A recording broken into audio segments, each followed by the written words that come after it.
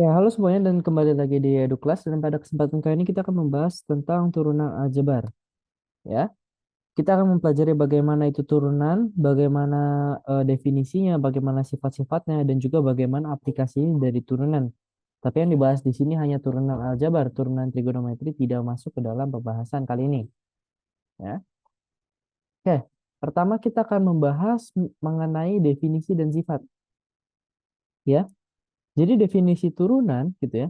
Turunan itu biasanya dinyatakan dengan ini. Jika kita memiliki sebuah fungsi fx gitu ya, maka kita bisa meninjau bahwa turunannya ini akan dituliskan sebagai f aksen x ya atau dy per dx yang artinya apa? Fungsi y diturunkan terhadap x ya. Nah, turunan sendiri memiliki definisi apa? Memiliki definisi sebagai berikut. Jadi turunan itu definisinya adalah sebetulnya dia adalah nilai limit ya, nilai limit dari suatu angka menuju nol ya. Di mana ketika angka tersebut dimasukkan ke dalam fungsi ya, dikurangi dengan fungsinya tersebut, katakanlah seperti ini ya. Lalu dibagi dengan angka tersebut. Nah, ini akan menghasilkan turunan. Jadi ini adalah turunan dengan definisi limit ya. Nah, lalu ada juga beberapa sifat-sifat limit. Sifat-sifat turunan maksudnya ya. Sifat turunan. Sifat turunan itu yang pertama adalah jika kita memiliki sebuah katakanlah sebuah fungsi y sama dengan 3 gitu ya.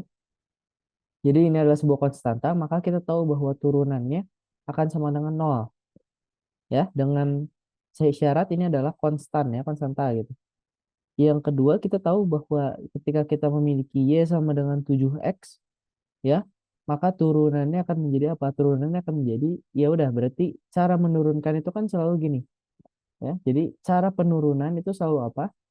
Selalu gini, ketika kita memiliki sebuah fungsi y sama dengan ax, nah maka turunannya adalah apa? Ax pangkat n gitu ya.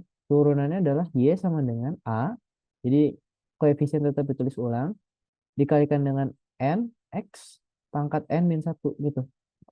Jadi ini juga sama gitu ya. Karena ini 7x pangkat 1, satunya pindah ke depan, jadi 1 dikali 7, 7, x pangkat 1 kurang 1, berarti jadi x pangkat 0, alias 1 gitu. Nah, yang atas juga sebenarnya ada nih, tapi ini X pangkat 0 gitu. Ya, jadi nggak dihitung.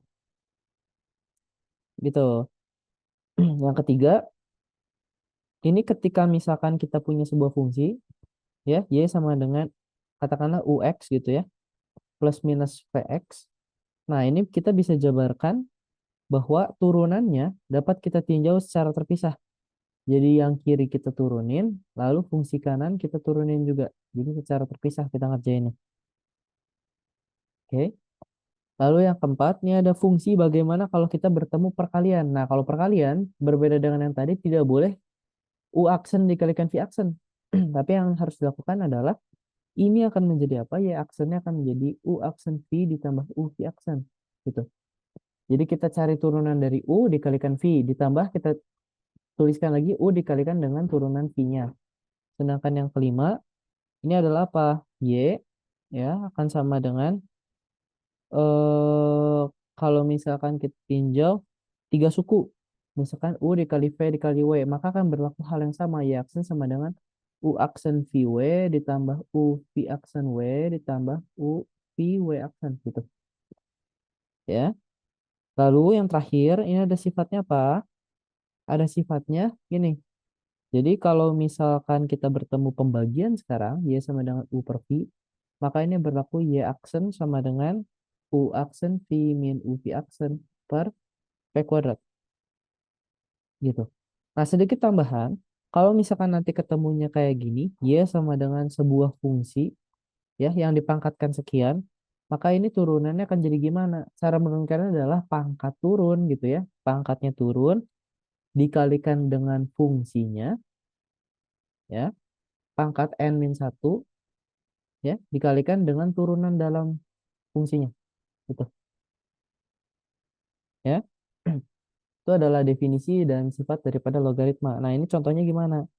Contohnya misalkan gitu ya, kalau misalkan tadi dari yang apa namanya? Dari yang U kali V gitu ya. Nah, dari U kali V itu sebenarnya kita misalkan punya gini deh. Y akan sama dengan 3X ditambah 3 dikalikan dengan X. Nah, ini kita bisa tinjau ini sebagai U dan ini sebagai V. Maka ketika kita bertemu perkalian, kita langsung tinjau aja U aksen V ditambah U V aksen gitu ya. Maka turunan dari U adalah 3 ya dikalikan dengan Vx gitu ditambah U 3X tambah 3 turunan dari V adalah 1. Jadi turunannya adalah 3X ditambah 3X tambah 3 gitu. Ya alias ini 6X tambah 3 ya. Nah, lalu bagaimana kalau misalkan kita bertemu hal yang sama tapi dia pembagian gini. Nah, berarti kalau pembagian langsung gunakan U aksen V min U V aksen per V kuadrat gitu. Ya, di mana ini adalah U, ini adalah V gitu. Nah, U aksen berarti kan 3 dikalikan Vx dikurangi dengan U ya 3X tambah 3 dikalikan dengan V aksen. V aksennya 1 dikurangi dengan dibagi dengan V kuadrat. V kuadratnya X kuadrat. Maka turunannya adalah 3X ya dikurangi 3X min 3 per X kuadrat atau min 3 per X kuadrat. Nah, untuk penerapan yang terakhir, yang paling bawah ini gimana? Yang paling bawah ini, jadi kalau misalkan kita punya Y, ya, ini kita punya misalkan Y sama dengan 5X, 5X min 3 dipangkatkan 4. Nah, maka turunannya adalah gimana? Turunannya akan menjadi, ya, pangkatnya pindah ke depan, 4 dikalikan 5X tambah 3 pangkat yang di atas kurang 1 jadi 3 dikalikan dengan turunan dalamnya dikalikan 5 gitu. Alias ini akan menjadi 20 dikali dengan 5X tambah 3 dipangkatkan 3 gitu. Ya. Oke. Nah, sekarang adalah aplikasi daripada turunan aljabar. Dalam aplikasi turunan gitu ya, kita akan belajar mengenai dua hal. Yang pertama adalah persamaan garis singgung ya, persamaan garis singgung. Nah, persamaan garis singgung ini definisinya gimana? Jadi definisinya adalah gini. Ketika misalkan kita punya sebuah kurva melengkung kayak gini, nah persamaan garis singgung ini adalah apa? Persamaan namanya juga persamaan garis singgung. Jadi kita memilih sebuah garis yang menyinggung kurva ini, katakanlah gitu. Atau gini, atau gini gitu ya, atau gini. Intinya semua garis yang menyinggung si kurva itu disebut sebagai persamaan garis singgung, ya. Dan gradien daripada yang garis-garis miring ini adalah turunannya. Jadi kalau kita punya katakanlah Y sama dengan X kuadrat, maka Y aksen ini akan sama dengan gradien daripada garis singgung. Ini sama dengan 2X. Gitu ya. Nah, tapi masalahnya adalah gini. Kita tidak bisa menentukan nih, ini kan katakan ini garis 1, ini garis 2, ini garis 3, gitu kan, ini garis 4. Nah, ada banyak sekali garis singgung dalam sebuah kurva. Yang mana yang harus kita pilih? Nah, oleh karena itu nanti akan ada bantuan dari soal. Ya, berupa persamaan garis yang lain, gitu. Nah, jadi cara menentukannya adalah gini. Kalau misalkan kita punya apa namanya? Kita punya persamaan garis singgung, langkah pengerjaan yang harus kita lakukan adalah gini, ini langkah gitu ya. Langkahnya adalah gimana? Yang pertama, itu kita harus cari ininya, turunan daripada fungsi kurvanya, ya. Dan ini bukan yang sejajar dengan garis apa ya. Jadi katakanlah kalau yang tadi biasanya nah kayak gini. Jadi biasanya dia nggak linear gitu ya, lebih dari pangkat satu variabelnya. Ya, kita cari dulu ini sama dengan M misalkan. Nah, nanti dari sini kita baru cari clue-nya yang kedua itu kita cari gradien dari garis lain. Ya, nanti setelah itu kita dapatlah si nilai ininya, gradien yang ini sama dengan yang ini gitu ya. Kita dapat koordinatnya. Nah, ketika kita dapat koordinatnya, masukkan ke dalam persamaan garis. Oke. Nah, jadi kurang lebih selalu dalam mengerjakan apa namanya? Selalu dalam mengerjakan persamaan garis itu kayak gitu. Persamaan garis singgung gitu ya. Selalu memperhatikan gradiennya. Setelah kita meninjau gradiennya, kita meninjau si gradien yang diambil dari garis lain gitu. Nah, contohnya gimana? Contohnya adalah gini, misalkan persamaan. garis singgung yang menyinggung Y sama dengan min X kuadrat dan sejajar Y sama dengan 4X. Sorry, Y sama dengan min 4X min 3. Gitu ya. Nah, ya udah terapkan bahwa pertama kita pilih kurvanya, ya kita turunkan. Maka kan turunannya akan jadi min 2X. Ya udah, simpan. Yang kedua, ini kita tinjau si gradien dari yang sejajar ini. Ya, berarti kan gradien ingat bahwa bentuknya adalah Y sama dengan MX plus C. Nah, M adalah gradien, berarti koefisien si X dibagi koefisien Y gitu ya. Jadi min 4/1. Nah, berarti ini adalah min 4. Ini adalah gradiennya. Gradien 2 gitu. Sedangkan ini adalah gradien. Nah, karena dia bilang garisnya sejajar, berarti kan kalau sejajar, gradien 1 sama dengan gradien 2. Oke? Nanti kalau misalkan ketemu tegak lurus itu kalau misalkan tegak lurus berarti dia M1 ini akan sama dengan minus 1/M2 ya. Atau lawan kebalikannya gitu. Jadi dikasih minus terus dibalik. Ya. Nah, karena sejajar, ya udah berarti kita tahu bahwa min 2X akan sama dengan min 4. Dari sini kita dapat koordinatnya X sama dengan 2. Ini adalah step ketiga. Jadi yang pertama kita mencari turunan dari kurva. Yang kedua kita mencari gradien dari yang persamaan linear atau garis bantunya. Yang ketiga kita menyamadengankan gradien itu. Lalu kita dapat nilai X. Yang keempat kita masukkan nilai X ke dalam fungsi ini, kurvanya. Gitu. Kenapa? Karena kita kan pengen tahu bahwa tadi, oke, sekarang posisinya X sama dengan 2 gitu. Nah, X sama dengan 2 tuh Y-nya berapa gitu. Dia pengen tahu Y di sininya berapa. Ya, sehingga masukkan ketemulah Y sama dengan min 4. Oh, berarti kita punya titik dari sini adalah 2, min 4. Fungsinya untuk apa?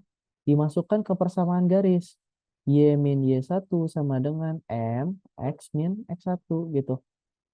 Y min 4 berarti kan plus 4 ya, sama dengan M-nya adalah berapa tadi? M-nya adalah min 4 ya, min 4 gitu ya, min 4 terus X ya, min X1. X1-nya adalah 2. Nah, dari sini kita dapat Y plus 4 sama dengan min 4X tambah 8. Maka Y akan sama dengan min 4X tambah 4 gitu. Ya, ini udah contoh soalnya tadi. Nah, berikutnya kita akan belajar mengenai, sekarang kita akan mempelajari mengenai yang disebut sebagai fungsi naik turun. Ya, jadi ini adalah aplikasi yang kedua. Aplikasi yang kedua adalah fungsi naik turun. Nah, fungsi naik dan turun gitu ya, ini atau gitu, fungsi naik atau turun itu selalu dikatakan sebagai gini. Jadi fungsi naik ya, fungsi itu naik jika diskriminannya kurang dari 0 dan A-nya lebih dari 0 ya. Terus fungsi tidak pernah turun ya. Jadi nanti ada beberapa, ada yang fungsi naik, tidak pernah turun, dan selalu turun gitu. Nah, karena jika kita meninjau satu-satu ini akan sangat susah gitu ya, karena nanti ada 4 kemungkinan bahkan lebih, maka kita selalu memanfaatkan yang namanya titik stasioner untuk meninjau fungsi naik turun. Kenapa? Karena gini, definisinya fungsi naik turun tuh katakanlah misalkan nanti ada fungsi kayak gini ya. Nah, fungsi naik turun tuh adalah gini. Ketika kita ambil nilai maksimum minimumnya, kita tahu bahwa ini dia sedang naik, ini dia sedang turun, ini sedang turun, ini sedang naik, ini sedang naik gitu. Nah, fungsi naik turun itu menyatakan itu. Jadi kita butuh nilai puncaknya dulu dong untuk kita tahu batasannya apakah dia sedang naik atau sedang turun. Ya. Jadi langkahnya selalu apa? Selalu yang pertama itu mencari nilai stasioner. Nilai stasioner berarti itu menyatakan apa? Nilai stasioner menyatakan bahwa turunan pertamanya akan sama dengan 0. Gitu. Ya. Nah, lalu nanti setelah dari situ kita baru tinjau manakah yang dia naik, manakah yang dia turun. Ya, contoh soalnya adalah seperti ini. Jadi contoh soalnya ketika misalkan teman-teman bertemu fx sama dengan 2 per 3 x pangkat 3 ditambah 3 per 2 x kuadrat min 9 x min 2. Nah, ditanya kapan fungsi ini turun? Kapan fungsi turun? Nah, kalau udah masalah naik turun selalu buat tinjau nilai stasionernya, yaitu turunan pertama sama dengan 0. Maka kan turunan pertamanya kalau kita tinjau gitu ya, dia jadi apa? Dia jadi 2x kuadrat gitu kan. 2x kuadrat ditambah 3x dikurangi dengan 9. Ya, ini sama dengan 0. Maka kita tahu ketika kita faktorkan ini jadi 2x min 3 dikalikan dengan x tambah 3 sama dengan 0. Nah, dari sini nanti kita bisa tahu nih, oke, x-nya sama dengan 3 per 2 atau x-nya sama dengan min 3. Nah, ini kita buat garis bilangan. Kenapa kita buat garis bilangan? Nah, karena di sini cara membedakan fungsi naik dan fungsi turun adalah gini.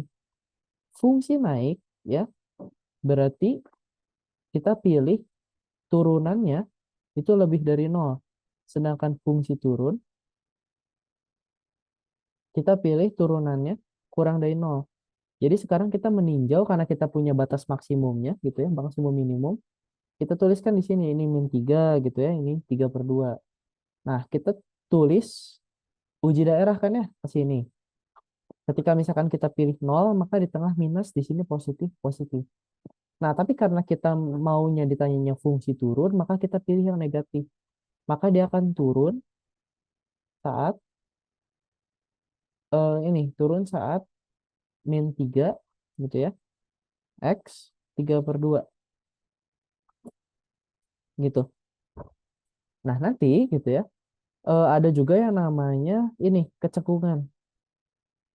Nah, kecekungan cara mengeceknya sama. Jadi dia kapan dia cekung naik, kapan dia cekung turun itu selalu meninjau sama. Kita cari dulu nilai stasionernya gitu ya. Masalahnya kalau kecekungan kita kan nggak bisa hanya meninjau dia sedang naik atau sedang turun gitu ya. Kecekungan tuh berbeda gitu. Nah, oleh karena itu ada yang namanya apa? Ada yang namanya kita harus menguji ini turunan kedua daripada sebuah fungsi gitu ya. Nah, turunan kedua dari sebuah fungsi gimana? Jadi kita tahu bahwa kalau dalam sebuah nah grafik kayak gini, ini dinamakan cekung ke bawah, ini dinamakan cekung ke atas, gitu ya. Nah, cara mencarinya gimana? Cara mencarinya adalah dengan menguji turunan kedua, turunan kedua, gitu ya. Ketika kita meninjau turunan keduanya, nanti kita tahu nih bahwa oke, ketika misalkan ya turunan keduanya nanti misalkan ketemulah interval katakanlah gini ya, ketemu interval gini ini plus min plus ini turunan kedua ya. Nah, maka kalau dia plus gitu berarti dia cekung ke atas, kalau dia minus berarti dia cekung ke bawah gitu. Nah, tapi gimana kalau misalkan nanti ketemunya gini, dia plus plus minus. Nah, kalau ketemu plus plus itu artinya dia titik belok, nanti grafiknya kan gini. Nah, gitu ya, baru dia turun.